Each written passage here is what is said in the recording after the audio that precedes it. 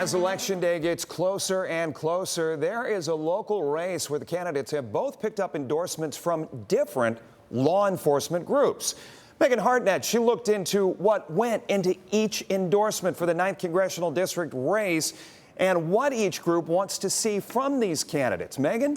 Jeff, so 50 days out, here's what we know. 2 local police organizations have given State Representative Derek Merrin their endorsement, while incumbent U.S. Representative Marcy Kaptur has just secured an endorsement from the largest law enforcement organization in the state.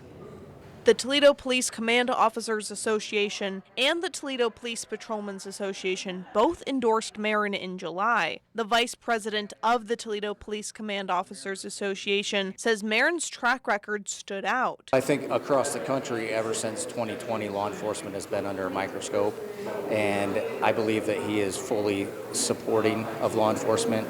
And that was the largest aspect of that interview. Merrin has questioned Kaptur's previous support of legislation to end qualified immunity for police. That's a piece of legislation that protects officers from being sued in civil situations. The Kaptur campaign has said, after speaking with police officers, she does not support ending this. Meantime, for Kaptur, Mike Weinman, the director of governmental affairs for the FOP, says the group endorsed the longtime U.S. representative because of her support for the Social Security Fairness Act. Getting those grants and things, get more officers on the street, that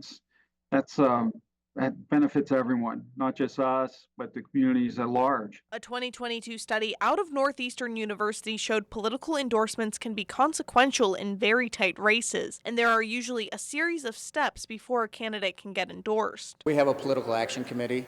We have a member that sit in on the interviews. And obviously we have the interview, and then afterwards we discuss the pros and cons of the interview and then decide if we're going to endorse or not. The Ohio Fraternal Order of Police sends a questionnaire to candidates, and there's also a scorecard from the National Fraternal Order of Police. They can tell us those issues and their experience with the congresspersons as well. And then we have our own personal experiences with them.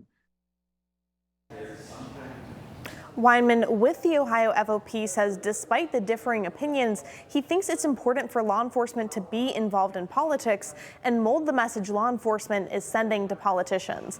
Megan Hartnett, WTOL 11. As for the November election, as it inches closer and closer, there are a few dates to keep in mind. Here in Ohio, absentee voting begins for military and overseas Americans this Friday, September 20th. You've got until October 7th to register to vote. Absentee and early in-person voting begins the next day on October 8th.